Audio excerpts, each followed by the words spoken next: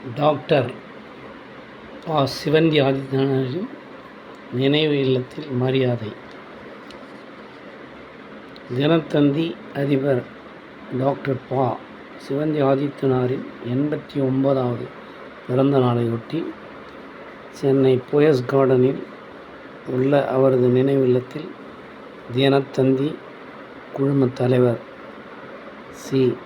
பாலசுப்ரமணியன் ஆதித்தன், தினத்தந்தி குழும இயக்குனர் சிவந்தி ஆதித்தன் ஆகியோர் மலர்தூவி மரியாதை செலுத்தினார்கள்.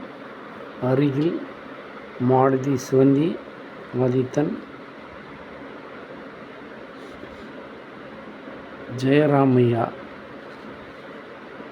அனிதா குமரன் ஆகியோர் உடனிருந்தார்கள். இன்னைக்கு பேப்பரில் 25/9/2020